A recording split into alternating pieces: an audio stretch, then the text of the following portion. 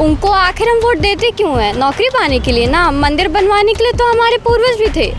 आप आओ, नौकरी दो, रोज़गार दो, सिक्योरिटी दो, हमें अच्छा स्वास्थ्य दो, इसलिए तो आपको बुला रहे हैं। मंदिर तो आदमी चैरिटी ट्रस्ट बनवाता है, राम मंदिर भी कोई ट्रस्ट खोला है वो बनवाया है, हालांकि सिर्फ कोर्ट उसका परमिशन दी है। ये सरकार या मोदी जी अपना नाम जोड़ लिए हैं, ऑरेंज कलर का नाम जोड़ लिए हैं, राम जी का नाम जोड़ लिए हैं कि राम जी हो गए तो मोदी जी हो गए, ऐसा कुछ नहीं है। और सब आजकल भावुक, क्योंकि वो जानते हैं कि जो भारतीय लोग हैं बहुत भावुक है, उनकी आप भावनाएं किसी चीज़ से जोड़ दो, वो ज़रूर आपको वोट देंगे। हम रीवा के लोग हैं तो हम दिल्ली से अगर अपने आप को कंपेयर कर पा रहे हैं तो वह भी एक बड़ी बात है कि हम दिल्ली से कंपेयर कर रहे हैं, किसी अन्य ज़िले से कंपेयर नहीं कर रहे हैं, हम जबलपुर से नहीं कर रहे हैं। हम आज बहुत अग्रणी हैं, हमारे 4 महानगर जबलपुर, भोपाल, इंदौर, उसकी तर्ज पर आज रीवा हमारा विकसित हो गया है। कैलाश विजयवर्गीय जी आए थे तो उन्होंने कहा राजेंद्र शुक्ला जी से कि हमको आपको देख के जलन होती है कि आप बहुत तेज़ी से रीवा का विकास कर रहे हैं और कुछ ही आने वाले समय में ये इंदौर को भी पार कर जाएंगे। 10 साल में 20 करोड़ लोग बेरोजगार युवा हैं। मोदी जी अपने से ये क्यों नहीं बोलते कि 5 लोगों को मैं रोजगार दिया हूँ? ये बुलेट ट्रेन चलाने के पूरे देश में बात किए थे। इनकी बुलेट ट्रेन तो नहीं, किसान जो पूरे देश में धरना प्रदर्शन आंदोलन कर रहा था तो उसके सीने में बुलेट तो नहीं चली, बुलेट गन चल गई। यहाँ की मीडिया जरूर लोगों को गुमराह कर रही है। घर घर में टीवी है, सुबह से शाम तक खोल दो तो मोदी मोदी मोदी चिल्लाता है। आप दुनिया की मीडिया देखो तो पता चलता है, यहाँ मीडिया मेहरबान तो गधा पहलवान वाली स्थिति है।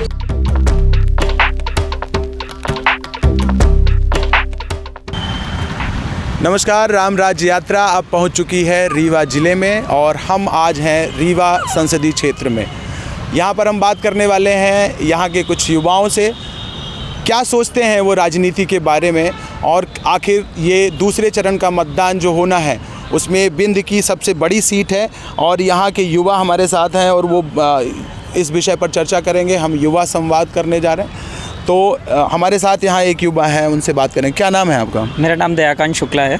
क्या मुद्दे हैं आपके रीवा के? देखिए, रीवा ने लगातार निरंतर विकास चल ही रहे हैं, जो कि अगर आप इससे पहले कभी रीवा आए होंगे, और आज का रीवा जो आप देख रहे हैं, आज का रीवा पूरा विकसित रीवा है। हमारे यहाँ हमारे मध्य प्रदेश के उप मुख्यमंत्री माननीय राजेंद्र शुक्ला जी ने निरंतर प्रयास किया है और यहाँ पे काम किए हैं, चाहे वो हॉस्पिटल के निर्माण हो, सुपर स्पेशलिटी बनाना हो, या यहाँ पे बहुत कम ट्रेनें हुआ करती थी। लास्ट स्टेशन होता था, यहाँ 2-4 ट्रेनें चलती थी। आज की डेट में यहाँ आप समझिए कि हर जगह के लिए ट्रेनें हैं, और यहाँ से सीधी सिगरौली रेल लाइन के लिए हो, हमारे यहाँ एयरपोर्ट बनाने का काम हो, निरंतर यहाँ पे प्रयास किए हैं हमारे सांसद जी ने, और भारतीय जनता पार्टी की सरकार ने यहाँ लगातार काम किया है।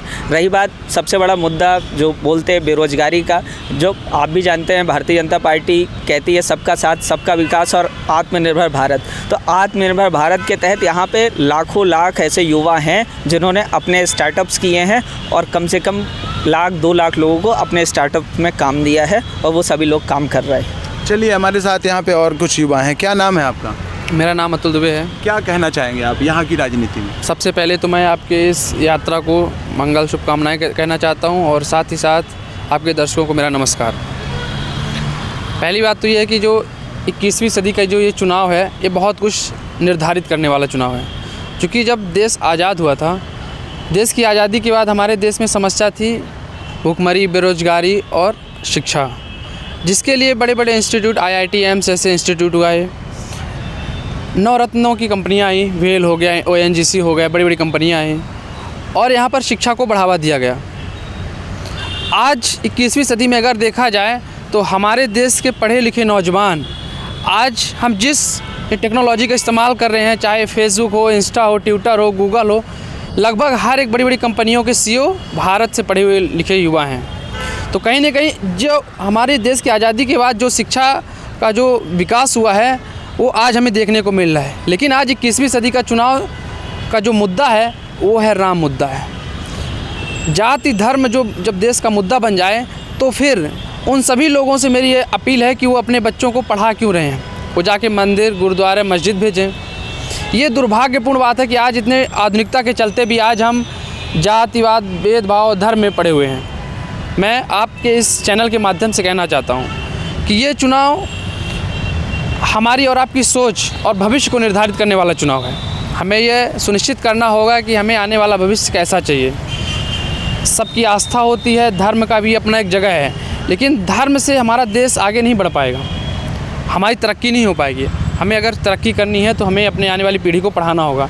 मैं उन सभी लोगों से कहना चाहता हूं जो भाजपा को बोलते हैं कि हिंदुत्व वाली पार्टी है, राम मंदिर की बात करते हैं। मैं कहता हूं हम सब भी हिंदू हैं, हम सब भी आस्थावान हैं, हम सब भी पूजा करते हैं, लेकिन क्या हम अपने बच्चों को मंदिर भेजते हैं सिर्फ और श्री राम बोलने के लिए बोलते हैं कि उनको पढ़ाते हैं गुड मॉर्निंग, गुड इवनिंग वगैरह जो भी है। कहीं ना कहीं हमें शिक्षा में अति आवश्यक है आने वाले भविष्य के लिए। आज देश का लगभग 80% युवा 24 घंटे रील चलाता है। ये आपको आश्चर्यजनक होगी बात, ये सच्चाई है। एक डाटा आया है कि 80% युवा 24 घंटे रील चलाता है, और ये हमारे देश का दुर्भाग्य है। ये हमारे देश का दुर्भाग्य है कि आज का युवा रील चला रहा है। क्यों? क्योंकि पढ़ लिख कर घर में बैठा हुआ है, बेरोजगार बैठा हुआ है, उसके पास नौकरियाँ नहीं हैं। कहीं ना कहीं मेरा ये विरोध नहीं है, सबकी अपनी स्वेच्छा है, जहाँ मत देना है वहाँ दें, लेकिन हमें जहाँ मत देना है उसके लिए विचार करना पड़ेगा कि हमें वास्तव में मत देना क्या है, किस लिए देना है, उससे क्या फ़ायदे हैं। इसलिए मैं आपके चैनल के माध्यम से ये कहना चाहता हूँ कि हमें सोच समझ कर चुनना चाहिए, क्योंकि देश की आज़ादी के बाद कांग्रेस ने ही इस देश की नींव रखी थी। आज बड़े बड़े इंस्टीट्यूट, बड़े बड़े जो बड़ी कंपनियां हैं कांग्रेस पार्टी की देन है, लेकिन आज जब से 2014 से अगर देखा जाए तो ना ये शिक्षा की ओर ध्यान दे रहे हैं, ना रोजगार की, सिर्फ और सिर्फ मंदिर, मस्जिद, गुरुद्वारा कर रहे हैं। तो ये बहुत बड़ा एक आरोप लगाया। आपका क्या नाम है? सत्यम शुक्ला। तो ये अभी भाई साहब कह रहे हैं कि शिक्षा स्वास्थ्य पर बात नहीं होती, धर्म और इस तरीके का दुष्प्रचार हो रहा है, आप क्या कहेंगे इस पर? पूरी तरह से शिक्षा पे भी काम हो रहा है और स्वास्थ्य में भी काम हो रहा है। 2014 और 2024 का भारत देखेंगे तो आप पाएंगे कि एक बहुत ही बड़ा माइलस्टोन बदलाव हुआ है। आप कंपैरिजन करके देख लिए किसी भी सेक्टर में, किसी भी क्षेत्र में, हर क्षेत्र में भारत 2014 से बेहतर हुआ है। भाई साहब ने कहा कि सिर्फ धर्म की बात होती है, सिर्फ धर्म की बात नहीं होती है, धर्म की भी बात होती है। आज 500 सालों के संघर्ष के बाद राम मंदिर बना है। इसको चुनावी मुद्दा बनाएंगे? बिल्कुल बनाना चाहिए। नहीं, चुनावी भारत का हर एक हिंदू जो है, हर एक सनातनी जो है, क्या एक बार राम के लिए वोट नहीं कर सकता? 500 सालों में राम मंदिर बना है। और जो भाई साहब कह रहे हैं कि स्टीव जॉब्स और ये वो इंडिया के CEO हैं, भाई साहब जब मानव अपना धैर्य खोता है, जब मानव हताश होता है जीवन में, तो धर्म की ओर आता है। कहाँ देखा था स्टीव जॉब्स जब फेल हो रहे थे तो कहाँ देखा था उन्होंने? भारत आए थे, नीम करोली आश्रम। क्यों आए यहाँ पर? यहाँ पर आने के बाद उनको मोटिवेशन मिला, उन्होंने अपने जीवन में आगे की ओर देखा और तब सफलता प्राप्त की। तो धर्म का भी उतना ही महत्व है जितना इन सारी चीज़ों का है। अगर नहीं होता तो धर्म, आज सनातन धर्म इतना आगे नहीं होता। सारे यूनान, मिस्र सब खत्म हो गए, क्यों सनातन बचा हुआ है? क्यों सनातन के आज जड़ें मजबूत हो रही हैं? उसका भी अपना महत्व है। वह भी, हिंदुत्व भी एक मुद्दा होना चाहिए हर चुनाव में। और आज विकास की भी बात अगर हो रही है तो विकास में भी विश्व में भारत हमारा अग्रणी है। और आगे इस 24 के चुनाव के बाद 2/3 बहुमत के साथ जब भाजपा आएगी तो निर्णायक फैसले लिए जाएंगे और 1000 सालों में वो याद किए जाएंगे। कुछ डेटा जो आता है, जैसे हंगर इंडेक्स का डेटा आता है तो भारत पिछले पायदान पर होता है। जब फ्रीडम ऑफ स्पीच की बात आती है तो भारत पिछले पायदान पर होता है। अब जब एक और डेटा आया, लोक नीति और ASDS का सर्वे अभी हुआ है, CSDS का सर्वे हुआ है, उसमें कहते हैं कि 28% बेरोजगार युवा मानते हैं कि ये एक मुद्दा होना चाहिए। आप कह रहे हैं। एक और बात मैं आपसे पूछना चाहूँगा कि ये सारा डेटा क्या झूठा होता है? बिल्कुल मुद्दा होना चाहिए, बेरोजगारी भी मुद्दा होना चाहिए। पर आप ये बताइए कि 2014 से 2024 तक में अगर ये आप मान रहे हैं कि विकास हुआ है, काम हुआ है, रोड्स बनी है, फ्लाईओवर बने हैं, रेलवे का विकास हुआ है, तो किसने किया है? लोगों ने ही किया है। वही लोग जो वहाँ पर काम किए हैं, वो रोजगार नहीं है क्या? हर क्षेत्र में काम हुआ है, वहाँ पर रोजगार मिला है। हाँ, आप हर व्यक्ति चाहता है कि हमें सरकारी नौकरी मिले, वह संभव नहीं है, है ना? सरकारी नौकरी हर व्यक्ति के लिए संभव नहीं है, पर लोगों को रोजगार मिला है। लोग जो क्वालिफाइड लोग हैं, जिनके जो पढ़े लिखे हैं, जो सचमुच क्वालिफाइड हैं, उनको नौकरी मिली है, उनके पास रोजगार की कमी नहीं है। स्वरोजगार के अवसर बढ़े हैं, FDI आया है इंडिया में।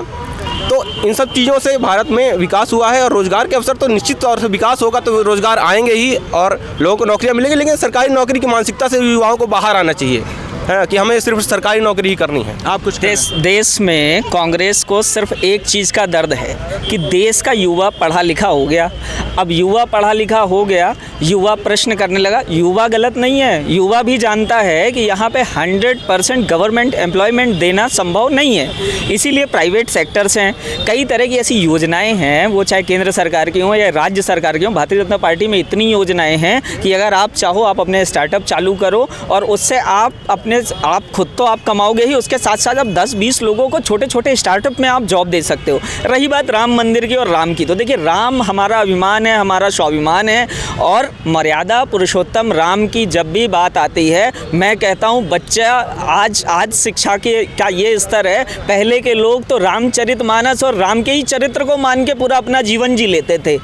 तब तो वो पश्चिमी सभ्यता जो आज हावी हो रही है हमारे ऊपर, तब का आप समय देखिए ना, हमारे भारत में लोग राम के चरित्र पे ही पूरा जीवन व्यतीत कर लेते थे और बहुत अच्छा जीवन व्यतीत करते थे। तो हमारे मान है, वो हमारे सम्मान है, वो हमारे स्वाभिमान है। राम मंदिर बहुत बड़ा मुद्दा था। भारतीय जनता पार्टी ने जो आज किया, उसे कांग्रेस को आज से 70 साल या 50 साल या 40 साल पहले ही कर देना था। मुद्दा खत्म। आप कुछ कहेंगे? देखिए ऐसा है कि भाई साहब ने जो कहा है कि हिंदुत्व एक मुद्दा होना चाहिए। देश में ऐसे सारे काम हुए हैं जो 1000 साल तक याद किए जाएंगे। हम ये कहते हैं कि क्या आज स्टार्टअप करने के लिए बहुत से लोगों ने लोन लिया,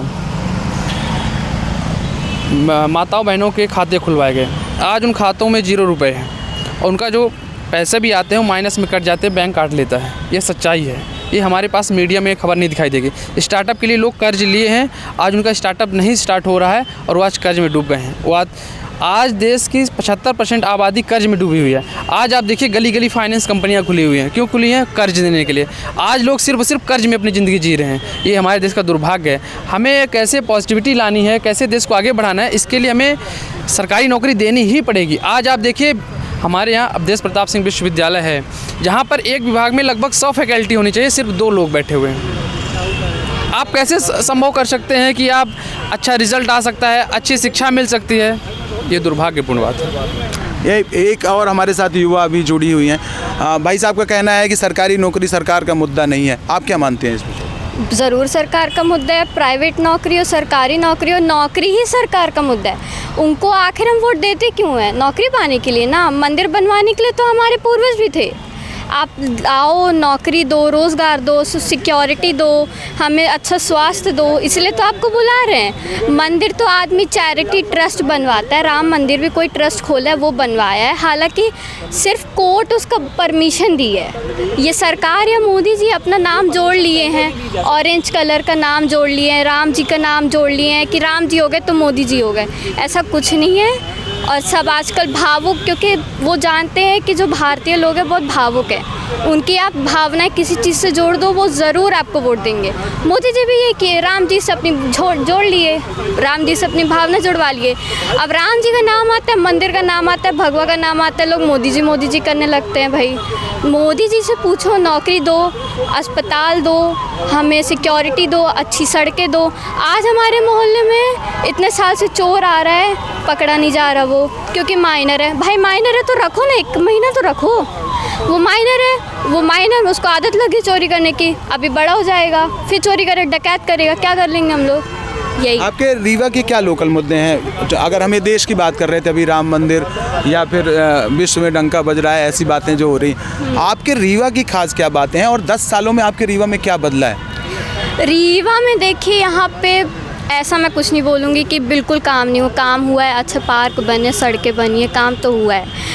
लेकिन मेरा को ये लगता है कि यहाँ पे जैसे बच्चे 12वीं क्रॉस करते हैं, वो एग्ज़ाम देने लगते कि बाहर के कॉलेज में उनका एडमिशन हो जाए।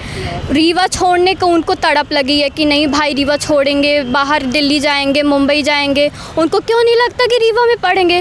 क्यों नहीं लगता TRS में पढ़ेंगे? क्यों नहीं लगता TRS में पढ़ के IAS IPS बनेंगे?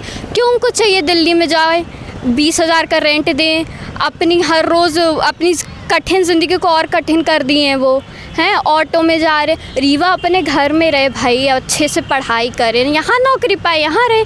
पर क्या है, और ऐसा नहीं है कि रीवा के और बड़े बड़े शहरों को, मुंबई हो गए, बेंगलोर, उनको लगा देश छोड़ के जाए। भाई तुम देश छुड़ाने में लोगों को लगे हो, गांव के लोगों को बड़े शहर में ला रहे हो और छोटे छोटे शहर खाली करवा। अब आजकल के युवा, मेरे खुद के क्लासमेट है, सिर्फ 2 या 3 यहाँ रीवा में बच्चे, वो भी मजबूरी में। मैं खुद मजबूरी में बची हूँ, नहीं तो मैं चली जाती। मैं खुद एग्ज़ाम दे हुई रीवा छोड़ने का, क्योंकि मुझे पता है यहाँ से मेरे को अभी डिग्री मिलेगी। TRS में हूँ, 3rd ईयर चल रहा है मेरा। मुझे पता है मुझे नौकरी नहीं मिलनी। मैं बाहर जाऊंगी, वहाँ पढ़ाई करूंगी, बाहर की किसी भी यूनिवर्सिटी की डिग्री होगी मेरे पास, कुछ ना कुछ मेरे को मिल जाएगा। लेकिन मुझे पता है यहाँ की किसी भी कॉलेज की डिग्री मेरे काम नहीं आनी। जी, तो ये विश्वविद्यालय का मुद्दा भी एक उठा है अभी, और भाई साहब ने भी कहा कि विश्वविद्यालय का यहाँ मुद्दा है, शिक्षक कम है। आप क्या मानते हैं? भाई साहब ने एक तो डेटा दिया कि 100 में से 2 ही लोग हैं। 100 लोग होने चाहिए लेकिन 2 हैं। मैं चाहता हूँ ऑफिशियली कहीं पर वो चीज़ दे कि 100 में से 2 ही लोग उपलब्ध हैं। बहुत बड़ी यूनिवर्सिटी है, अच्छी व्यवस्था है, दूसरे ज़िलों से आके यहाँ पे लोग पढ़ते हैं। मैडम ने कहा कि जो विश्वगुरु वाली बात होती है, मैं आप एक बार और जोड़ देता हूँ, विश्वगुरु की जब बात होती है तो हमें एक निश्चित रूप से अपनी शिक्षा व्यवस्था को और उन्नत करना होगा। क्या ऐसा उन्नत हुआ है इन 10 सालों में, या क्या बदला है? बिल्कुल, माखनलाल यूनिवर्सिटी हमारे रीवा में आई है, शिक्षा के नए आयाम खुले हैं। हमारे इंजीनियरिंग कॉलेज में नई ब्रांचेस जुड़ी हैं, पॉलिटेक्निक कॉलेज में ब्रांचेस जुड़ी हैं, है ना। शिक्षा क्षेत्र में भी काम हुआ है और होगा। आपने कहा कि यहाँ के बच्चे दिल्ली जाना चाहते हैं, हमें दिल्ली नहीं जाना चाहिए। यहाँ के बच्चों को यहीं पर ऐसी व्यवस्था होनी चाहिए कि यहीं पर हो, बिल्कुल होनी चाहिए। लेकिन इस चीज़ को एक्सेप्ट करना चाहिए कि आखिरकार रीवा का व्यक्ति अपने आप को दिल्ली से कंपेयर तो कर पा रहा है। दिल्ली हमारे देश की राजधानी है, हम रीवा के लोग हैं, तो हम दिल्ली से अगर अपने आप को कंपेयर कर पा रहे हैं तो वह भी एक बड़ी बात है कि हम दिल्ली से कंपेयर कर रहे हैं, किसी अन्य ज़िले से कंपेयर नहीं कर रहे हैं, हम जबलपुर से नहीं कर रहे हैं। हम आज बहुत अग्रणी हैं, हमारे 4 महानगर जबलपुर, भोपाल, इंदौर, उसकी तर्ज पर आज रीवा हमारा विकसित हो गया है।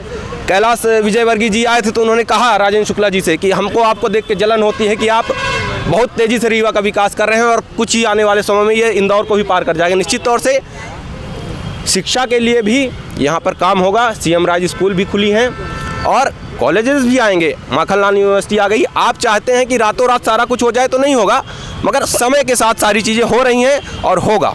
आप क्या मानती हैं, यूनिवर्सिटीज़ का क्या हाल है? यूनिवर्सिटीज़ का तो भाई मैं खुद पढ़ती हूँ, मुझे पता है कि टीचरों का ध्यान नहीं रहता, आते तो हैं नहीं क्लास अटेंड करने, ठीक है।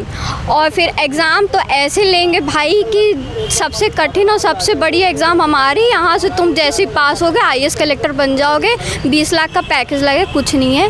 3-3 लाख का बड़ी मुश्किल से पैकेज पाते हैं।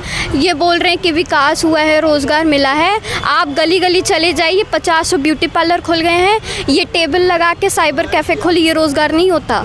रोज़गार अच्छा पैकेज होता है, अच्छा लाइफस्टाइल होता है, तुम कार अफोर्ड कर पा रहे हो, तुम स्कूल अफोर्ड कर पा रहे हो, तुम प्राइवेट हेल्थ केयर, क्योंकि सरकारी में तो हम देख लीजिए क्या होता है, प्राइवेट हेल्थ केयर अच्छी होती है, वो तो मेहनत करते हैं, तो ऑब्वियसली कि उनका रहता है कि हाँ कि हम अपने पेशेंट्स को अच्छी सर्विस देंगे। सरकारी में तो भाई बिस्तर घेन आती है सरकारी उसमें जाने में, प्राइवेट हेल्थ केयर अफोर्ड नहीं कर पा रहे हैं, ठीक है। यहाँ टेबल लगा लगा के साइबर कैफ़े खोले और खुशी से नहीं, दे आर जस्ट सर्वाइविंग कि ना कि कुछ मिल जाए तो हम अपने घर पेट चला सकें। आप कुछ कहेंगे रीवा की राजनीति पर? देखिए, भाई साहब ने राम का मुद्दा, राम आस्था का विषय, ना कि राजनीति का। राम के बारे में बीजेपी को मैं बताना चाहता हूं कि राम से मर्यादा सीखिए, राम से आचार सीखिए, राम से विचार सीखिए, ना कि राम को राजनीति में लपेटिए। राम का नहीं, रावण जैसे इनका व्यवहार है। अगर अभी ये मैं बता दूं, गंगा माता जी का 2019 में सांप की बात करने की ये बात की थी, कहीं 2019 में गंगा और सांप कहाँ हुई, 2019 में गंगा और ये महालाग राम के सुनाने वाले बता दें कि महालोक घोटाला कितना बड़ा घोटाला हुआ। शिक्षा का इनको बता दे, TRS में सबसे बड़ा घोटाला हुआ। APS में सालों को ढाक नहीं, कहीं किसी प्रकार की अव्यवस्था का पूरा शिक्षा का इनके पास कहीं आप देख लीजिए, राशन रखने के लिए ग्रामीण क्षेत्रों में एक सोसाइटी नहीं है। तो मैं बस इतना कहना चाहता हूँ कि ये अंतर्राष्ट्रीय राष्ट्रीय लेवल पे मुद्दा ना भटकाएं, ज़मीनी लेवल पे यहाँ रीवा के विषय में बात करें। सांसद जनार्दन मिश्रा के विषय में बात की है कि इन्होंने किया क्या। इन्होंने पूरे 10 साल में 93,000 रुपये दिव्यांगों को दिए, 1 करोड़ 30 लाख रुपए ये पूरे 10 साल में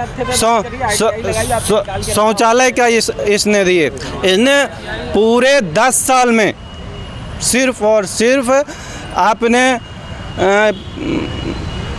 आरसीसी में ये इन्हें 3 लाख रुपए सिर्फ और सिर्फ खर्चा किया। पानी की टंकी में इसने 10 लाख रुपए खर्चा किया। इन्हें विकास किया क्या? आप क्या कहते हैं, रीवा में जनार्दन मिश्रा जी ने विकास किया? देखिए, मैं स्पेशली जनार्दन मिश्रा जी को नहीं बोलूँगा कि उन्होंने विकास किया। माननीय राजेंद्र शुक्ला जी जो हैं उन्होंने किया, विकास हुआ है, ये सब दिखता है। लेकिन विकास किस किस क्षेत्र में होना चाहिए ये भी लोगों को तथ्य है, एक दिखना चाहिए। कंक्रीट विकास है, आज आवागमन हमारा जो रीवा शहर है सौंदर्यीकरण में आगे आ रहा है, लेकिन बहुत कुछ चीज़ें जा भी रही हैं ना। हम अगर पार्क बना रहे हैं तो पार्क के बदले ज़मीनें दे रहे हैं। मैंने राजेंद्र शुक्ला जी के ही एक इंटरव्यू में देखा था कि मैं जिस गली में जाता हूँ तो आने वाले जो भूमिकर विभाग है वहाँ के लोग डर जाते हैं कि अब मेरी इधर की भी ज़मीन गई। मैं आपको वो वीडियो क्लिप दिखा सकता हूँ जिसमें उन्होंने ये कहा था। आज TRS कॉलेज की लोग बात कर रहे हैं, हमारी बहन ने एक चीज़ बोली, मैं उसके विषय में बात करूँगा। यहाँ जो MP ऑनलाइन की दुकान खोल के रखें, TRS कॉलेज का जो रकबा था आज से 80 साल पहले, 150 साल पहले से पुराना ये कॉलेज है, दरबार कॉलेज के नाम से चलता था। TRS कॉलेज रखा 106 एकड़ का रकबा था और आज रिकॉर्ड में मात्र 19 एकड़। तो 19 एकड़ प्लस जो 106 एकड़ माइनस हुआ वो गया कहाँ? ये तो यही कहाँ गई? कॉलेज की ज़मीनें कहाँ चली? मेरी बात समझिएगा। ये TRS कॉलेज जो था इसका रकबा 106 एकड़ का था। 106 एकड़ के रकबे में पहले ये सिर्फ दरबार कॉलेज हुआ करता था। उसके बाद इसमें model science college, new science college, ये जितने भी पीछे कॉलेज बने हुए हैं, चाहे इधर अपना वो है, क्या बोलते हैं उसको, सैनिक स्कूल के पहले का 106 एकड़ की जो आपने रकबे की बात की ना, ये जो एडिटोरियम बना हुआ है पीछे जो भी 3 पीछे कॉलेज बने हुए हैं वो सभी TRS कॉलेज के ही रकबे पे हैं। पता है कि 97 एकड़ है कि 106। भाई साहब पटवारी के संपर्क में रहे होंगे, उन्होंने सीमांकन कराया होगा, मुझे इसकी विषय में जानकारी नहीं है। लेकिन मुझे एक मिनट भाई साहब, 106 एकड़, एक मिनट, 106 एकड़ जमीन से 19 एकड़ बचा है। राजेंद्र शुक्ला अपने जेब में नहीं डाली है, कुछ ना कुछ काम हुआ होगा वहीं पर, जहाँ पर वो जमीन थी वो उसी जगह पर है। और जो कह रहे हैं पार्क बन रहे हैं, सारा कुछ बन रहा है, तो जमीन पर बन रहा है, हवा में बना दें। अरे यहाँ पे आज से 10 साल पहले भाई साहब सुअर लौटते थे यही इसी पार्क में, सुअर लौटते थे शहर के बीचों बीच। तो यहाँ पे पार्क बन गया, हम खड़े होकर डिबेट कर रहे हैं विकास के मुद्दे के, विकास नहीं हुआ है। चलिए हमारे साथ एक अभी हम युवाओं के बीच में अगर कहें तो एक सीनियर पर्सन है, इनको सरपंच की तरह हम मान लेते हैं इस संवाद में, और ये युवा संवाद हम लोग कर रहे हैं। आप क्या मानते हैं कि रीवा की राजनीति किस तरह से बदल रही है और क्या ज़रूरी मुद्दे हैं यहाँ के? यहाँ के ज़रूरी मुद्दे वही हैं जो पूरे देश के हैं। किसानों की समस्या है, बेरोजगारों की समस्या है, महिलाओं की समस्या है, मजदूरों की समस्या है, सब समस्याग्रस्त हैं। भारतीय जनता पार्टी सिर्फ अपने इस चुनाव को धर्म के मुद्दे पर लाना चाहती है। ये वोट, जैसे विकास की बात हो रही है, जनार्दन मिश्रा जी कहीं भी वोट अपने नाम पर नहीं मांगते। मोदी जी के नाम पर पूरी भाजपा वोट मांग रही है। जब इनको पूरे 550 सीट में कैंडिडेट सही नहीं मिल सकता कि जो अपने नाम पर चुनाव लड़ ले, तो ऐसी पार्टी को क्या कहेंगे? ये अपने नाम पर वोट नहीं मांग सकते जितने कैंडिडेट। देखिए, राम का नाम लेकर जिस तरह सीता माता जी के साथ हमारे छल हुआ था, वही छल भारत माता के साथ हो रहा है। ये स्थिति है इस देश ये बहुत बड़ा आरोप लगाया इन्होंने, इस पर क्या कहेंगे आप? कि अभी ये राम का नाम लेके सीता माता पर भी छल हुआ था, इस युग में लोगों के साथ छल हो रहा है? कोई छल नहीं हो रहा है। मैं पहले भी बता चुका हूँ, 500 सालों का संघर्ष है, लोगों ने राम मंदिर के लिए अपने प्राण गंवाए हैं, है ना। राम सिर्फ व्यक्तिगत विषय नहीं है, राम जो है हमारी संस्कृति का एक आधार स्तंभ है ना। राम जो है हमारी आस्था का केंद्र हैं। हम कहीं पर, जब मैं बता चुका हूँ कि राम, जब हम कहीं पर असफल होते हैं, जब हम कहीं पर संघर्ष कर रहे होते हैं और हमें हताशा होती है, तो हम ईश्वर के शरण में जाते हैं। और राम सिर्फ सनातन नहीं, पूरी भारतीय संस्कृति का एक आधार है। राम हमारे समरसता का आधार है। राम ने अपने जीवन से जो संदेश दिया है वो हम सभी को प्रेरणादायी है। कांग्रेस के लोगों ने क्या किया है? राम सेतु तुड़वाने के लिए उन्होंने एफिडेविट दिया था कि यह प्राकृतिक नहीं है, यह जो है राम सेतु नहीं है। तो राम, इस बार तो मैं कह रहा हूँ कि बिल्कुल पूरा भारत राममय है, और राम के नाम पर भी सिर्फ विकास नहीं, राम के नाम पर भी वोट मिलेंगी, और 2/3 बहुमत के साथ भारतीय जनता पार्टी सरकार बनाएगी और ऐतिहासिक निर्णय लेगी। मेरा मानना है। देखिए, मैंने पुनः इनसे बोल रहा हूँ कि राम राजनीति का विषय नहीं है, राम आस्था का विषय है। इनके विचार नाथूराम गोडसे वाले विचार हैं, इनके विचार रावण के विचार है। लोगों को किस तरीके से गुमराह करना, लोगों को किस तरीके से रास्तों से भटकाना, द्वेष, ईर्ष्या, नफरत की ये राजनीति पूरे देश में कर रहे हैं। अगर इन्हें राम की बात करते हैं, राम हजारों वर्ष इस धरती में थे, आज भी उनको 500 हजारों वर्ष पूर्व इस धरती से गए हुए हो गए, आज भी लोग उन्हें भारत नहीं विश्व उन्हें पूछता है। इन्हें 10 साल में जिस तरीके से पूरे देश को मैं पुनः गंगा मैया जी की प्रश्न पर ला रहा हूँ। इनने 2019 में गंगा माँ की सफाई की बात की थी, क्या हमें गंगा ने बुलाया? क्या गंगा की सफाई हुई कि गंगा और गंदी हो गई? इनने 2 करोड़ लोगों को रोजगार देने की बात की थी। 10 साल में 20 करोड़ लोग बेरोजगार युवा हैं। मोदी जी अपने से ये क्यों नहीं बोलते कि 5 लोगों को मैं रोजगार दिया हूँ? ये बुलेट ट्रेन चलाने की पूरे देश में बात किए थे। इनकी बुलेट ट्रेन तो नहीं, किसान जो पूरे देश में धरना प्रदर्शन आंदोलन कर रहा था, तो उसके सीने में बुलेट तो नहीं चली, बुलेट गन चल गई। आपने किसानों की आय 2 गुनी करने की बात की थी, तो आपने किसानों की आय 2 गुनी नहीं कर पाई, किसानों की लागत 1000 गुनी ज़्यादा कर पाई। आपने क्या राम के नाम का वोट मांगते हो? राम धर्म का विषय है, राम आस्था का विषय है, राम मर्यादा का विषय है, ना कि राम राजनीति का विषय है। हम फिर बीजेपी वालों को ये कहना चाह रहा हूँ कि देखिए, आपके सांसद हम फिर आ गए, जनार्दन मिश्रा। आप जनार्दन मिश्रा के नाम पर वोट मांगने जाइए ना। आपका जनार्दन मिश्रा कोई लायक 10 साल में कोई रीवा जिले के लिए जब कुछ नहीं किया, तब ना आपने मोदी के नाम से वोट मांगने की कोशिश कर रहे। फिर मैं दोबारा प्रश्न कर रहा हूँ कि इनके पास रीवा जिले के विकास के लिए सांसद महोदय जी ने 10 साल में क्या किया? हाँ बताइए, क्या किया? मैं देखिए, रीवा का विकास रीवा की जनता जानती है, सबने देखा है। मैं बात करता हूँ, ये बात कर रहे हैं 2003 के पहले मध्य प्रदेश को मिस्टर बंटाधार ने यहाँ पे बीमारू राज्य दिया था। उसके बाद शिवराज सिंह चौहान जी ने उस राज्य को बीमारू राज्य से अग्रणी लेके आए। उसके बाद यहाँ पे ये बात कर रहे थे अभी कि जनार्दन जी ने कुछ नहीं किया, इन्होंने कुछ नहीं किया। देखिए, जितनी भी योजनाएं हैं केंद्र सरकार की, सभी योजनाओं पे धरातल में उतारने का काम किया है।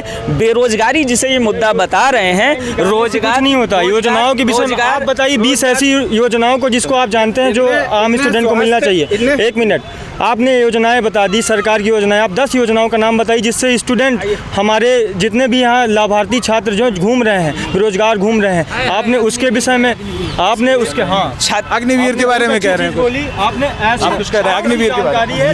ये 73 साल के मोदी जी हैं और जनार्दन जी हैं। इनको अभी तीसरी बार चाहिए सत्ता। और जो हमारा 18 साल का युवक है, नौजवान है, उसको 4 साल में अग्निवीर में रिटायरमेंट कर देंगे।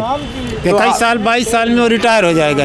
ये योजना है इनकी। सरकार का कहना है कि हम बहुत सारे लोगों को ऐसे में रोजगार दे पाएंगे हर 4 साल में जब अल्टरनेट करेंगे। अब वो तो रोजगार जितना दे पा रहे हैं वो तो सामने है आंकड़ा, उन्हीं का आंकड़ा है, उन्हीं की सरकार का आंकड़ा है कि जब वो वहाँ से उनका रिटायरमेंट हो जाएगा तो यहाँ आके अपराधी बन जाएंगे। अरे उनको लाइसेंस देंगे, उन्हें अच्छे से ट्रेनिंग देंगे, उसके बाद आके वो यहाँ पता नहीं कितनी जगह पे सेवाएं दे सकते हैं, काम कर सकते हैं। ऐसा तो नहीं कि उनकी पूरी सेवा समाप्त कर दी या वो और किसी विभाग में नहीं जा सकते हैं। उन्हें वेल ट्रेंड करके भेजेंगे ना।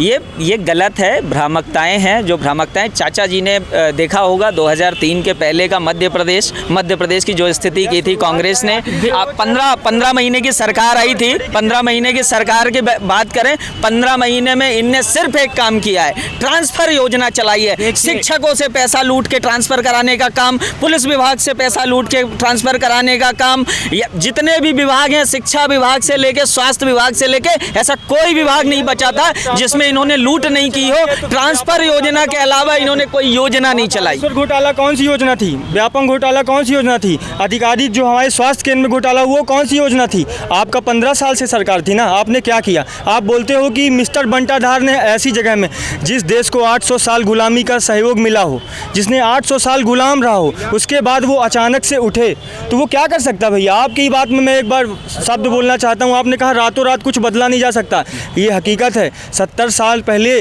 जब देश को कमान मिली थी माननीय प्रधानमंत्री जी को, जवाहरलाल नेहरू जी को, तो उनके पास कुछ नहीं था, ये पूरा देश जानता है। उन्होंने बनाया, आज जिस टेक्नोलॉजी के माध्यम से हम एक दूसरे तक पहुंचा जा पा रहे हैं, ये उन्हीं की देन है।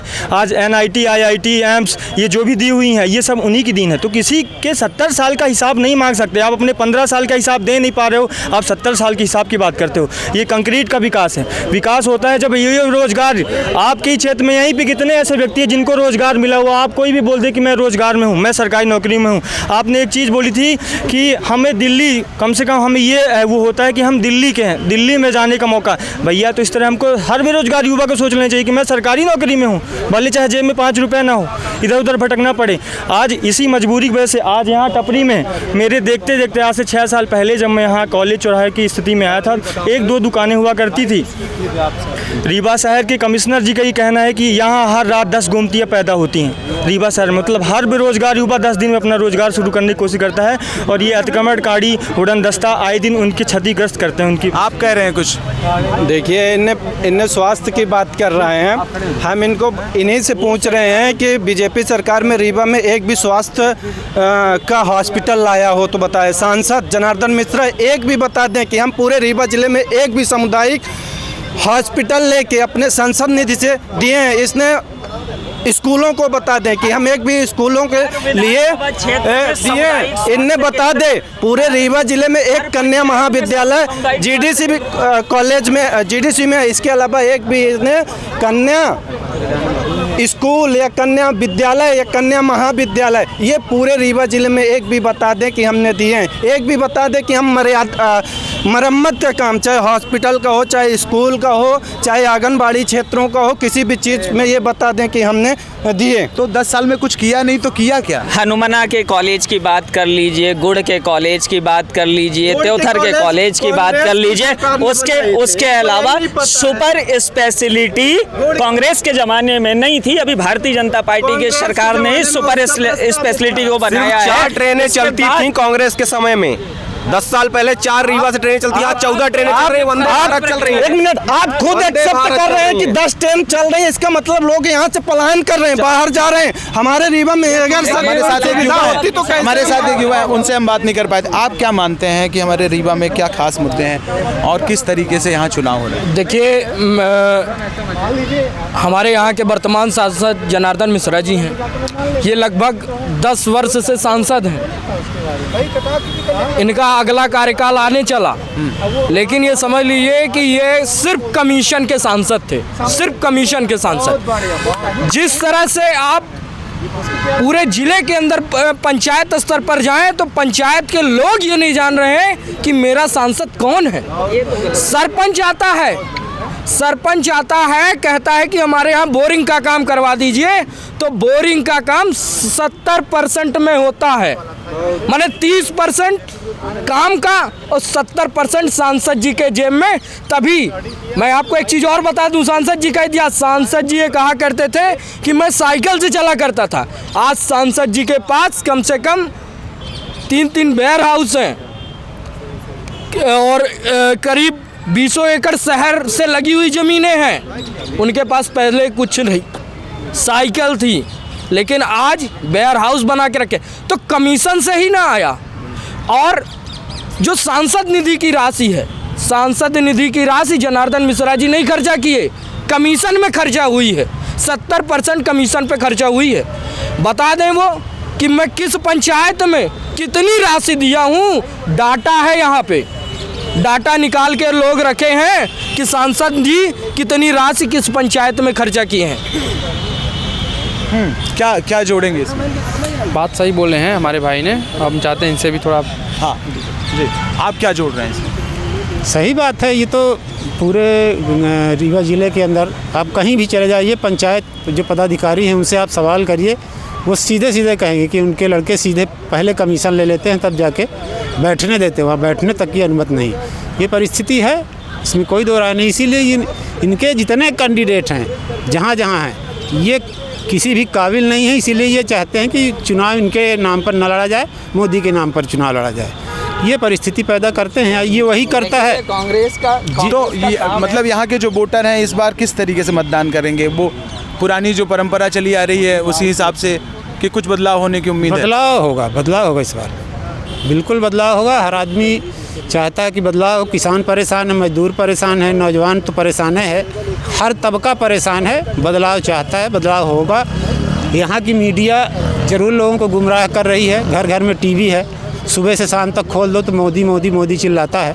आप दुनिया की मीडिया देखो तो पता चलता है, यहाँ मीडिया मेहरबान तो गधा पहलवान वाली स्थिति है, बाकी कुछ नहीं है, सब धराशायी है। वोटिंग का प्रतिशत आप देख लीजिए, जहाँ जहाँ वोट हुआ है 19 तारीख को, किस तरह से निराशा है, निराशा के गर्त में ढकेला जा रहा है पूरे देश को, पूरे देश के मतदाताओं को, लोकतंत्र के लिए खतरा पैदा किया जा रहा है। ये परिस्थिति है, तो इससे उभरना होगा, निकलना होगा।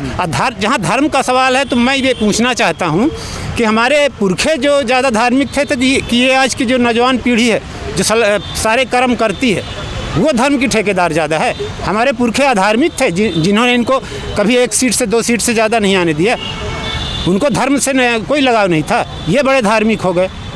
ये धर्म का सिर्फ आडंबर है। जैसा कि मैंने कहा कि जिस तरह से सीता माता के साथ छल हुआ था राम का नाम लेकर, उसी तरह भारत माता के साथ आज राम का नाम लेकर छल हो रहा है, कपट हो रहा है और कुछ नहीं। कुछ जोड़ेंगे बातें? जो ये छल की बात कर रहे हैं, इनका कहना ये है कि भाजपा को 2019 में प्रेजेंट बहुमत मिली और 2014 में मिली, तो ये पूरे देश के कलेक्टिव इंटेलिजेंस पे सवाल उठा रहे हैं कि हर व्यक्ति छला हुआ है, हर व्यक्ति सवाल क्या है? 37% वोट मिला है। देखिए आपको तो मालूम होगा 37, इनके खिलाफ कितने 63% हमारे माननीय सांसद जी, हमारे इंडिया गठबंधन के नाम हमारे माननीय सांसद जी ने, देखिए हमारे माननीय सांसद जी ने प्रति व्यक्ति को जो उनके पास गया है, हर व्यक्ति की उन्होंने बात सुनी है, सबका उन्होंने काम किया है। देखिए कांग्रेस के लोगों का काम है इस तरह की निराधार बात करना, जनता में ऐसी भ्रामकताएं फैलाना, वो कर रहे हैं, ये बात कर रहे हैं। कांग्रेस पार्टी ने श्रीयुत श्रीनिवास तिवारी जी के किए गए कार्यों का भी यहाँ पे मतलब उनकी एक भी मान नहीं रखा, एक टिकट उनके घर पे ये नहीं दे पाए विधानसभा में, और विधानसभा में ही जनता ने बता दिया है। आप जो आधी आबादी की बात करते हैं, जो महिला की बात करते हैं, तो जो हमारी लाडली बहना है उसने विधानसभा में ही बता दिया है, 160 सीटों के साथ भेजा है, और ये पूर्णतः सत्य है। और आप आगे भी देखेंगे जनार्दन जी हमारे यहाँ से जीत के जाएंगे और बहुत अच्छे वोटों से जीत के जाएंगे। ये कांग्रेसियों के भ्रामकता फैलाने, ये सांसद ऐसे सांसद वैसे कहने से कुछ नहीं होता। क्या कहेंगे आप? इन्होंने कहा कि पंडित श्रीनिवास तिवारी के, इनका सीधा सीधा ये कहना है कि कोई भी मुद्दे नहीं चलेंगे, शिक्षा स्वास्थ्य रोजगार नहीं चलेगा, सिर्फ हमारी एक योजना ही काफ़ी है। पिछली बार लाडली लक्ष्मी योजना थी, इस बार राम राज्य है। देखिए इनकी कोई योजना इस बार नहीं चलने वाली। कि राम राज्य है, मैं ये नहीं कह रहा हूँ। देखिए शिक्षा का मुद्दा है, यहाँ पे सीएम राइज स्कूलों का निर्माण हो, पीएम श्री स्कूलों के निर्माण के लिए जो भी हो, 3 सीएम राइज स्कूल हमारे यहाँ बन गई। एक सीएम राइज स्कूल हमारे यहाँ तैयार हो गई है रायपुर में, दूसरी सिरमौर में आधा काम हो गया है, सिमरिया का काम चालू हो गया है, 3 सीएम राइज स्कूलों का काम चल रहा है। अब आप बताइए, अगर देखिए शिक्षा व्यवस्था की बात करते हैं, गुणवत्ता की बात करते हैं, तो वही तो कह रहे हैं कि यहाँ पे स्मार्ट क्लासेस होंगी, अच्छी गुणवत्तापूर्वक शिक्षा होगी। अब इस तरह की व्यवस्था जो है भारतीय जनता पार्टी की सरकार कर रही है और निरंतर कर रही है। बीमारू राज्य से इतना अग्रणी राज्य बनाना देखिए कोई मामूली बात नहीं थी। शिवराज सिंह चौहान जी ने काम किया है, निरंतर काम किया है। उसके बाद हमारे मुख्यमंत्री मोहन यादव जी भी लगातार काम कर रहे हैं, जनता की बातें सुन रहे हैं। मोदी जी भी जो भी केंद्र के मुद्दे हैं, जो भी देश के मुद्दे हैं,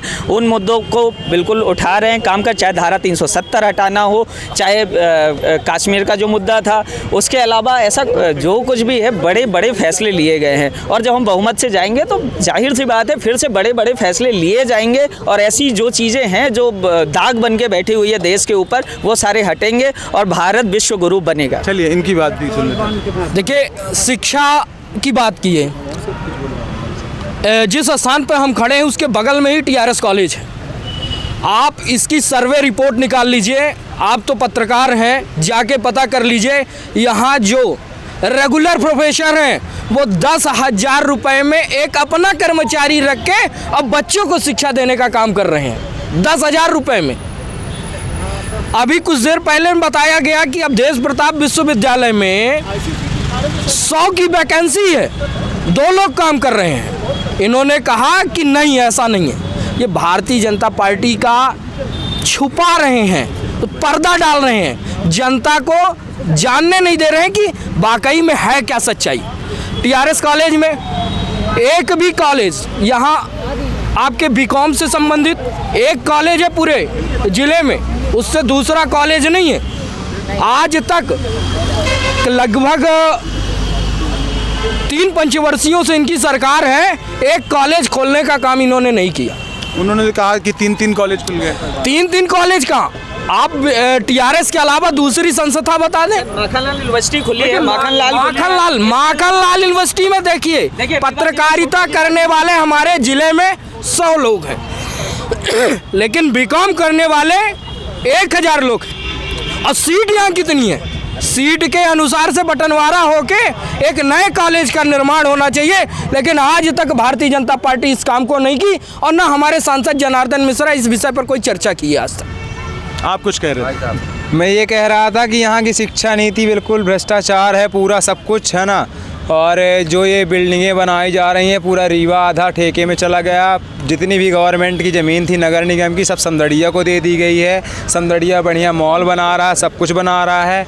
और यहाँ के युवा बाहर के लोग आके यहाँ नौकरी कर रहे हैं, 60-60 हज़ार रुपये पर कमा रहे हैं ना महीने की सैलरी। और हमारे यहाँ के युवा, उनको नशा दिलवाया जा रहा है भरपूर। रीवा शहर में इतना नशा बिकता है, पूरा नशा में लिप्त है। 90% युवा रीवा शहर के नशा में लिप्त है, 10% अच्छे हैं। क्या है कि जो 10% अच्छे हैं वो बोलते हैं कांग्रेस के पक्ष में, अब इनको जब चुनाव आता है तो नशा करवा देते हैं सस्ता। तो क्या है कि वो मतलब आपका ये लड़का नशे पे बहुत जोर दे रहा है, इस पे कौन बात करिए आप? सबसे पहले मैं भाई साहब की बात का जवाब देना चाहूँगा। मैं खुद अवधेश प्रताप सिंह विश्वविद्यालय का छात्र हूँ, अखिल भारतीय विद्यार्थी परिषद का कार्यकर्ता हूँ। भाई साहब ने कहा कि विश्वविद्यालय पूरा पता नहीं कैसे चल रहा है, 2 फैकल्टी है वहाँ पे रेगुलर। तो सबसे पहली बात तो जनता को भड़काने का काम कौन कर रहा है, गुमराह करने का काम कौन कर रहा है? क्योंकि इनके मुताबिक विश्वविद्यालय में वाइस चांसलर और कुल सचिव के अलावा कोई कार्यरत ही नहीं है रेगुलर पोस्ट में भी, अगर मैं मानूँ तो सारे विभागों के विभागाध्यक्ष कौन वहाँ पे कौन बैठा हुआ है, विभाग कौन चला रहा है, वहाँ पे विभागों में काम कौन कर रहा है? ठीक है, अभी भी कुछ सेल्फ सपोर्टेड कोर्सेज हैं वहाँ पे विश्वविद्यालय में चल रहे हैं, वहाँ पे रेगुलर विभाग अध्यक्ष ही है। विभाग अध्यक्ष अपनी तनख्वाह से कर्मचारी रख के शिक्षा देने का काम करता है। वहाँ रेगुलर प्रोफेसर कभी क्लास नहीं लिया, मैं बता रहा हूँ, रेगुलर प्रोफेसर कभी क्लास नहीं लिया। वो अपने तनख्वाह से 10,000 के कर्मचारी रखे और क्लास ले मुझे नहीं पता ये पूर्व की सरकारों में होता रहा होगा, हमने देखा है वो समय भी। मैं तो बहुत छोटा था, मैं सुनता हूँ अपने पिताजी लोग से, पहले क्या होता था कि किसी कागज़ में लिख के दे दिया जाता था कि इसको यहाँ पे भर्ती दे दी जाए, वो कागज़ लेके जाता था, उसको वहाँ भर्ती मिल जाती थी, है ना। लेकिन अभी 1 दशक से तो मैं जानने समझने लायक हुआ हूँ, तब से मुझे ऐसा कोई मामला अक्सर देखने को नहीं मिलता है। लेकिन भाई साहब ने विश्वविद्यालय की बात की, तो विश्वविद्यालय का एक छात्र होने के नाते मैं ये बताना चाहूँगा कि विश्वविद्यालय में सभी विभागों के नियमित विभागाध्यक्ष हैं जो कि नियमित अपनी पोस्ट में हैं, और उनके द्वारा 10,000 रुपये सैलरी में कोई पढ़ाने के लिए तैयार नहीं है विश्वविद्यालय में। जितने भी गेस्ट टीचर्स हैं उनको जो भी उचित यूटीडी की मापदंड है उसके अनुसार से 1 पीरियड की सैलरी मिलती है, वो उसमें उस मानदेय में आके पढ़ा रहे हैं, छात्रों को पढ़ा रहे हैं। छात्र उससे निकल के बड़ी बड़ी कंपनीज़ में जाके प्लेस, हाँ कुछ कमियां हैं, उस कमियों को लेकर विद्यार्थी परिषद खड़ा है, हमेशा छात्रों के साथ खड़ा है, मांग करता है, और क्या कहते हैं उसको उस समस्या के समाधान के लिए कार्यरत है। हाँ, लेकिन जो ये कह रहे हैं कि 2 कर्मचारी हैं वहाँ पे, ऐसा नहीं है, कमियां हैं, रेगुलर पोस्ट में भर्तियां होनी चाहिए, लेकिन एकदम ऐसा नहीं है जैसा भाई साहब कह रहे हैं। और दूसरी बात जो चर्चा हुई अभी, ये कहीं में कहीं ABVP के लड़के हैं, इनको यही नहीं पता है। इनसे मैं पूछना चाहता हूँ कि अभिमन्यु कौन है, अनुराग कौन है, अखिलेश कौन है, देव्यांश कौन है, ये किनके पीछे एनी टाइम जाके रह रहे हैं और हाजिरी APS में लगाते हैं। स्वच्छता की अगर हम APS की बात कर लें तो ये अपने क्लास का अपने मुंह से बताएं कि ये क्लास में कितनी अच्छी से सफाई रहती है, फैन की व्यवस्था है, फैन की ये व्यवस्था बताएं, कॉलेज लगने का टाइम बताएं कि कितने बजे से लगती है, ये जवाब दें। देखिए, मुझे लगता है कि जब हम किसी पब्लिक डिबेट में होते हैं तो व्यक्तिगत टिप्पणियों से बचना चाहिए। पर भाई साहब ने कहा कि ये एबीवीपी के कार्यकर्ता हैं, तो मैं पूछना चाहूँगा आप किसके कार्यकर्ता हैं?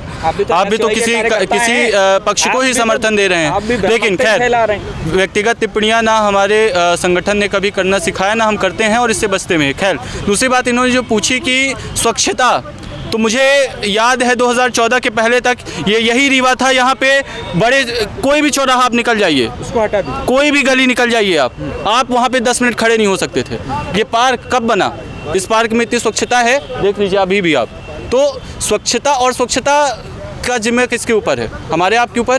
अगर हम और आप जागरूक नहीं हैं तो स्वच्छता नहीं हो सकती है। ये तो और दूसरी बात, विश्वविद्यालय की बात कर रहे हैं कि प्रोपेगेंडा हमें दे रहे हैं, ये चले जाएं प्राइमरी स्कूलों में, इनके पास ना ही बालिकाओं के लिए लेटरिंग है, न इनके पास दरी बिछाने के लिए, न टाट बिछाने के लिए, न इनके पास मध्याह्न भोजन खिलाने के लिए है। मैं पूछ रहा हूँ, जिला प्रशासन जो मुख्य न्यायिक है, जो हमारे कलेक्टर मैडम है, और पूरी व्यवस्था लगी हुई है। आंगनवाड़ी के अंदर में भी काम होता है और मध्याह्न भोजन रेगुलर हर स्कूल में प्रॉपर चेकिंग के साथ चलता है। कौन से सरकारी विद्यालय, प्राइमरी विद्यालय की बात करें, और ये जिम्मेदारी किसकी है कि व्यवस्था बनाए रखें? क्या नहीं, इसकी सिर्फ शासन प्रशासन की जिम्मेदारी? सरकार की ये जिम्मेदारी है, सरकार की जिम्मेदारी है। सुनिए, बच्चों को एक तो आप देश के और लोकसभा के मुद्दे को एक विश्वविद्यालय के चुनाव का मुद्दा बना दिया। अगर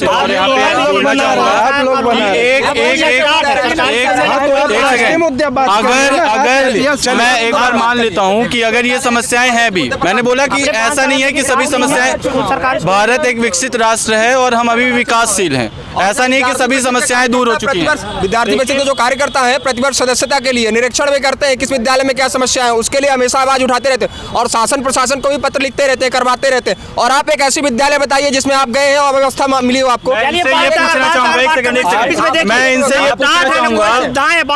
सरकारी स्कूल, आपने उसके लिए क्या किया? आप एक नहीं, भारत के जागरूक सरकार हमने क्यों चुना है? सरकार काहे के लिए चुना? मैं इनसे ये पूछना चाहूंगा कि एक पार्टी संगठन नेता की बात करते हैं, क्या उनके द्वारा लिखा गया उससे व्यवस्था के लिए पत्र? अभी हमारे साथ कुछ और युवा जुड़े हैं। आप क्या सोचते हैं, हमारे रीवा में क्या चुनावी मुद्दे होने चाहिए और वर्तमान में क्या मुद्दे चल रहे हैं? ये छात्रों के भविष्य को लेके जो चल रहा है, आपने बताया कि स्वच्छता को लेके, भाई साहब स्वच्छता को लेके आप किस महाविद्यालय का एक नाम बता दीजिए कि किस महाविद्यालय में आपको स्वच्छता नहीं मिली है। मैं भी TRS इकाई का छात्र हूँ, तो आप जैसे आप बता रहे सफाई नहीं है, आप चलिए आपको हम कॉलेज घुमाते, यूनिवर्सिटी आपने पढ़ाई बताइए। सफाई तो चल जाएगी, पढ़ाई का क्या है? पढ़ाई तो चल रही है जैसे कि बता रहे भैया, पढ़ाई तो अपने निमित्त जो अपनी जो टाइम टेबल उसके हिसाब से चल रही है, शेड्यूल के हिसाब से। बाकी एडहॉक वाले टीचर ज़्यादा हैं? जी, एडहॉक वाले टीचर हैं ज़्यादा हैं जी। देखिए, विद्यार्थी परिषद हमेशा से ये मांग करता आ रहा है, एक जिम्मेदार छात्र संगठन होने के नाते, कि छात्रों के भविष्य के साथ किसी भी तरह खिलवाड़ नहीं होना चाहिए। जहाँ पे नियमित पोस्टेस की, जहाँ पे नियमित भर्तियों की ज़रूरत है वहाँ पे नियमित भर्तियाँ हों। तो 10 साल से अखिल भारतीय विद्यार्थी परिषद क्या कर रहा था जब एडहॉक ज़्यादा टीचर्स हैं और रेगुलर टीचर? देखिए, मैं बताना चाहूँगा आपको, विद्यार्थी परिषद की सकारात्मक पहल के कारण ही विश्वविद्यालय में कई सालों से नियमित भर्तियाँ के पद खाली हैं। अखिल भारतीय विद्यार्थी परिषद लगातार 3 साल से कुलपति, कुलसचिव और राज्यपाल के माध्यम से ये अनुरोध करता आ रहा है, अपने ज्ञापन, अपने प्रदर्शन के माध्यम से नियमित भर्तियां होनी चाहिए। वहाँ पे स्थिति ये आ गई थी कि केवल 3-4 रेगुलर प्रोफेसर वहाँ पे रह गए थे, लेकिन आज के समय में आप विश्वविद्यालय जाइए, अभी दिसंबर कुछ महीने पहले ही वहाँ पे 10 रेगुलर नियमित भर्तियाँ हुई हैं। ये विद्यार्थी परिषद ने किया है। एक आखिरी तक आप बात कर रहे हैं, भाई साहब ने बात की विद्यालय की, प्राइमरी विद्यालय, मिडिल स्कूल, जो आपने बात की विद्यालय के विषय में, विद्यार्थी परिषद का नगर विद्यालय प्रमुख हूँ मैं। सबसे पहले जब नगर विद्यालय प्रमुख के रूप में नियुक्त किया विद्यार्थी परिषद संगठन ने मुझे, तो मैं सबसे पहले विद्यालयों का निरीक्षण किया। आप एक्सीलेंस जो प्रतिष्ठित विद्यालय है रीवा की, उस विद्यालय में मैं गया, 50% भर्तियाँ नहीं थी। मैंने 50% भर्तियों के लिए तुरंत पत्र लिखा और मैंने आंदोलन किया और मैंने डिमांड रखी कि 15 दिन के अंदर इसको पूर्ति की जाए, और उसकी पूर्ति की गई। भले ये नहीं है कि भाई विद्वान शिक्षक रखे गए, लेकिन उस समय की डिमांड ऐसी थी कि विद्वान ही रखे जा सकते थे। चुनाव का समय था, माहौल था विधानसभा का, तो उस समय उसकी पूर्ति हुई और छात्रों की व्यवस्था मिली। ठीक है, तो इस प्रकार से आप आलोचना मत करिए कि नहीं है। और आप जिस पार्टी और संगठन को सपोर्ट करते हैं वो मैटर नहीं करता कि आप किस पार्टी को, बिल्कुल कर सकते हैं, निष्पक्ष रूप से कर सकते हैं, लेकिन कम से कम आप उसकी भी बात रखिए कि उस पार्टी या संगठन ने जब 10 वर्ष पहले या 15 वर्ष पहले रही है उसने क्या प्रयास किए और उसने कितने नियमित शिक्षक दिए हों, किसी प्रोफेसर दिए हों, नियमित शिक्षक दिए हों विद्यालय में, उसकी बात रखेंगे आप? या आपके पास कोई एग्जैक्ट डाटा है या आपने कोई प्रयास किया हो उसके नहीं, उसका पत्र रखिए। आपके संगठन नेताओं ने रखा, उसका प्रयास। एक बात ये है, रीवा ने पिछले विधानसभा चुनाव में 8 में से 8 सीटें और 1 सांसद जिता के भेजा था। इस बार भी रीवा ने 7 विधायक और 1 और सांसद जिता के भेजेगा। जनादेश जो है, रीवा की जनता जो है वो जानती है देश का विकास कौन कर रहा है, मोदी जी क्या कर रहे हैं। मोदी जी का एजेंडा क्लियर है और जनता चाहती है, पूरा देश चाहता है कि भारत विश्व गुरु बने। इसलिए इस बार एक बार फिर से यहाँ से भी जिस तरह से 7 विधायक जीत के गए हैं उसी तरह एक और हमारे सांसद जी। आखिरी में आपकी बात भी ले लेते हैं, क्या आप क्या कह रहे हैं? यहाँ से जो बता रहे हैं कि 7 विधानसभा से हमारे भाजपा बीजेपी जीते नेता, कोई भी हम गारंटी देते हैं कि कोई भी इस बार नहीं जीतेगा। क्या कि बेईमानी करके तो जीतते हैं। अगर ये जो करते हैं कि हम विधायक राजेश शुक्ला जी विधायक, कहाँ पर कोई अच्छा ही काम करे। ओवरब्रिज देखिए जो बनवाए वो 100 रुपये ठेले वाले से वसूली कराते हैं। नगर पालिका महापौर अजय मिश्रा बाबा ने वसूली करना बंद करा दिए। ये गुंडा टैक्स से राजेश शुक्ला वसूलवाते हैं। हर लोगों से चौराहे पे जाइए और ठेले वाले से अगर वसूली ना करवाए तो आप ये बताइए। और घोड़ा चौराहे पे जाइए, महापौर अजय मिश्रा ने हर ठेले वालों को एक ठेले लगवाए, 10-10 रुपये वसूली तो नगर पालिका टोटल बंद करा दी, कोई भी पैसा नहीं लगेगा। अब ये बताइए राजेश शुक्ला विकास के नाम पे क्या करते? विकास ऐसे नहीं होता भैया। विकास होता है बेरोजगार पढ़े लिखे व्यक्ति कहते पकौड़ा तलिए, आप पकौड़ा तलेंगे, हम पकौड़ा तलेंगे। आप बच्चों को 20 साल से भर्ती निकाले, कोई प्राइवेट, सब टेंडर दे रहे हैं प्राइवेट ठेका, रोजगार बेचारे भटक रहे गल गली। हम दे रहे विकास कर, विकास ऐसे नहीं होता। आप 26 में जाइए, एक बूंद पानी अगर आ जाएगा मैं जिंदगी गुलामी करने तैयार हूँ। आप बताइए, आप बताइए। देखिए कुछ ऐड करना चाह रहे हैं? हाँ देखिए, ऐसा है कि आगे ये बच्चे यूनिवर्सिटी की बात कर रहे थे, कॉलेज की बात कर रहे थे। रेगुलर कॉलेजों में कोई प्रोफेसर नहीं है, ये सच्चाई है। TRS जैसे महाविद्यालय का ये ऑटोनॉमस कॉलेज है, मध्य प्रदेश का ये दूसरे रैंक पे कॉलेज लगाता है। यहाँ पढ़ने की व्यवस्था नहीं है रेगुलर तरीके से, ना क्लासेस लगती हैं, ना ही रेगुलर तरीके से स्वच्छता पर ध्यान दिया जाता है, ना टाइमिंग का विशेष ध्यान दिया जाता है। भाई साहब ने नगर की बात की, मैं पूर्ण रूपेण सहमत हूँ कि जिस तरीके से रोड, नाले, पानी विकास नहीं होता, मूलभूत सुविधाएं जो हमारे बेरोजगार युवा हैं पूरे ज़िले में, पूरे प्रदेश में घूम रहे हैं, उन्हें रोजगार देने का कर्तव्य सिर्फ और सिर्फ सरकार का होता है। तो वैसे तो आप लोग ऐसे अनुषंगिक संगठनों से हैं जो निश्चित रूप से ही उस गारंटी पे बात करेंगे, लेकिन हम एक आखिरी बात करना चाहते हैं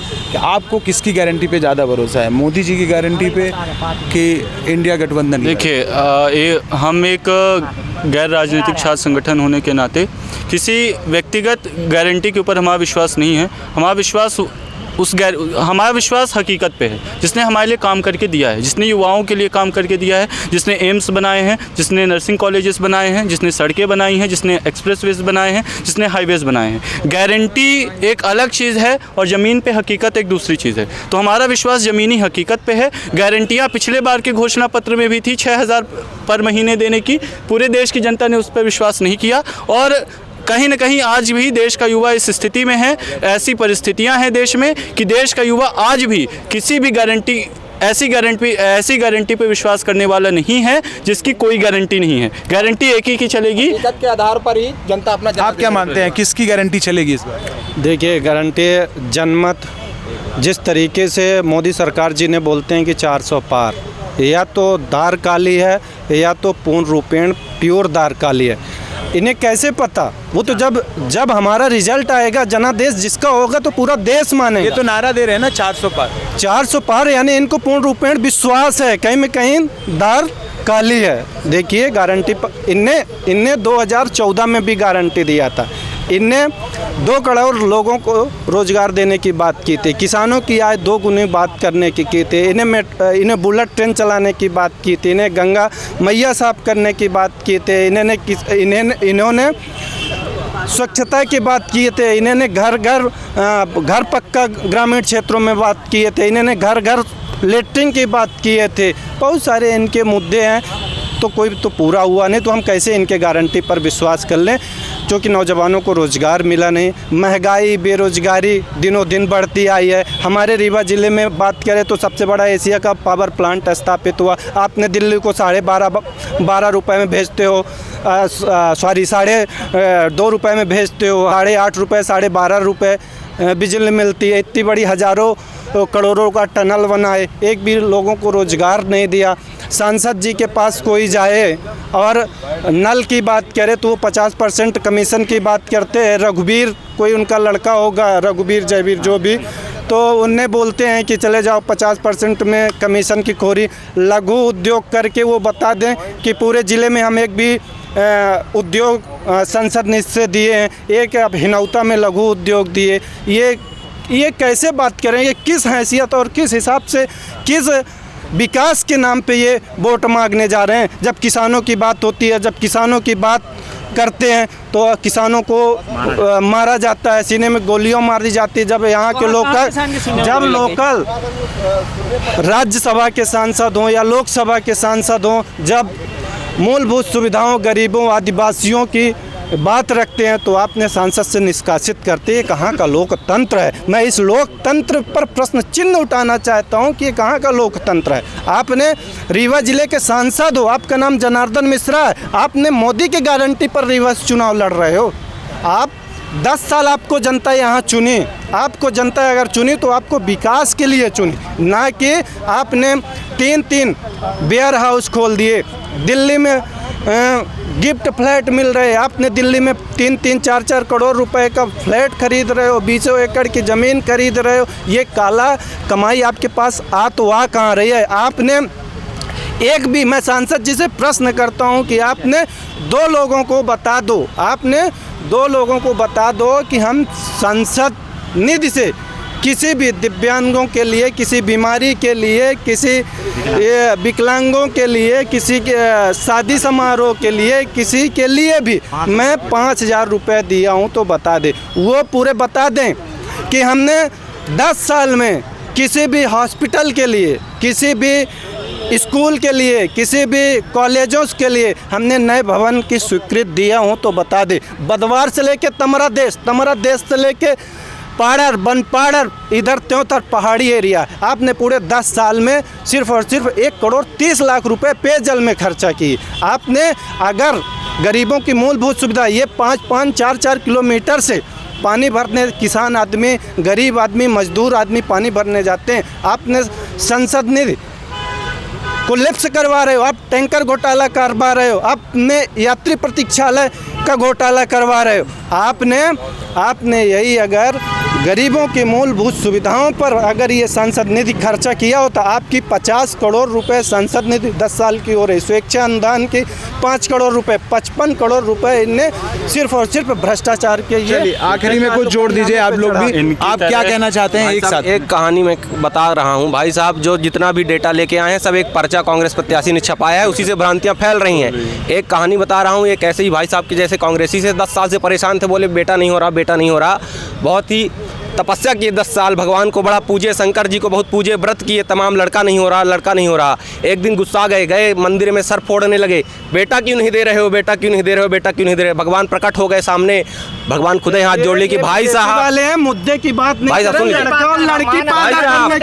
सुनिए, भगवान स्वयं प्रकट हो गए, हाथ जोड़ लिए कि भैया पहले शादी कर लो उसके बाद बेटा होगा। ये सिर्फ रोने कोसने वाले आदमी हैं।